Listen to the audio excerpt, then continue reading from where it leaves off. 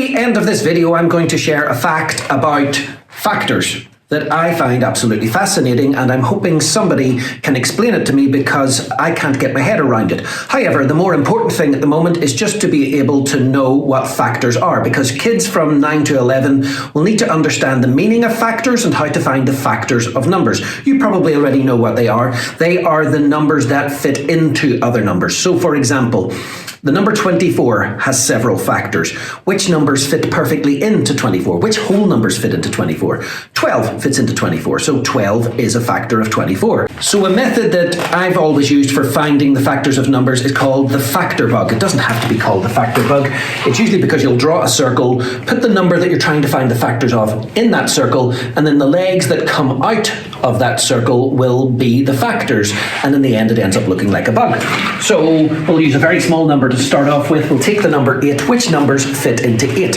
So what I always try to get kids to do is start with the number 1, and over on the left hand side just put a 1 coming out from it, and then don't go to 2, think of the number that goes with 1 to make it. 1 times what makes it? It will always be the big number that's in the circle, so 8 is a factor of 8. And now I'll go back from 1, count up 1. Does 2 fit into 8? Yes, because 8 is an even number. 2 times what makes 8? 2 times 4. And as you're working from the outside in, you're only ever going to have numbers or factors that are in between the legs that you've created. So there's only one number between 2 and 4, and that's 3. 3 doesn't fit into 8, so 3 isn't a factor of 8. The number 8 has 4 factors there: 1, 2, 4, and 8. Now kids will probably go up to numbers that are answers in their times tables when they're finding factors. I'd like to go a little bit bigger just to show a strategy for how to do it, particularly when the kids move on to secondary education. So we'll take a number like 84. And what are the factors of 84? You'll start with a 1, and you're 84. 1 times 84. Let's go back to the 1, count up 1. 2 will fit in because 84 is an even number. And what you'll have to do then is work out 2 times what's 84. So cut your 84 in half. You'll find another factor. You've got 42. Then back to 2, up 1, 3. A way of checking if a number is a multiple of 3 is to add the digits together. 84 is an 8 and a 4. 8 plus 4 makes 12. Is 12 a multiple of 3? Yes. So 84 is a multiple of 3. So we do need to work out what goes with 3 to make 84. 3 times what? You could write a division, 84 divided by 3. If the kid is in a relaxed situation where they're not under time pressure, I would encourage them to try to mentally divide there.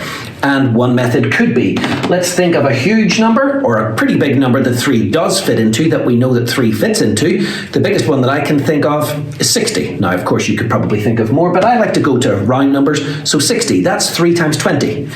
What am I left with here after 60? I've got another 24, because 60 plus 24 makes 84, and 3 goes into 24 8 times, so it's a 20 and an 8. 28 will be a factor of 84. Then 4, can we test if 4 goes into 84? Because when kids do their 4 times tables, they only go as far as 40 or 48, so they might not be sure, or they possibly could tell from the digits that 4 will fit in. But my way of encouraging kids to do it is check if 2 went in. 2 did go in, and 2 matched up with 42. 42 is an even number. So if 2 goes with an even number, then 4 will go in. And all we have to do is take that number that 2 went with, cut it in half. We'll get 21. So 21 fits in. Then we check, does 5 go in? No. Multiples of 5 will end with a 5 or a 0. Does 6 go in? Let's check if 3 went with an even number. 1, 2, 3. 1, 2, 3. 3 did go with an even number.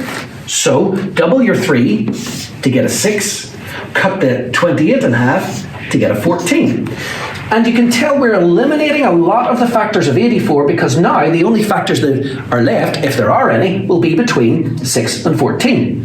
Now kids may have learned from their 7 times tables that 7 times 12 makes 84, so there are 2 more factors.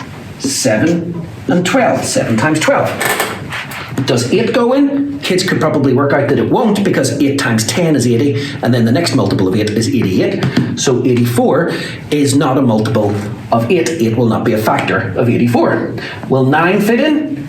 The 9 times tables doesn't have 84 as an answer. 10 doesn't fit in, 11 doesn't fit in, and we've reached 12, and there are the factors of 84. And now to the factor fact that blew my mind. Yesterday I was working with a year 8 student who has been finding factors of larger numbers, so as a challenge I asked him to find the factors of 1000, and we counted the number of factors at the end, and there were 16 factors of the number 1000. We don't need to go through them all. Now, what I found interesting was one time, for a bit of fun at an end of year class with one of my students, the student wanted to know what the factors of 1 million were.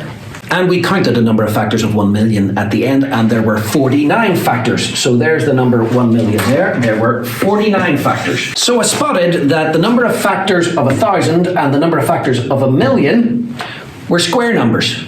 4 squared, 7 squared.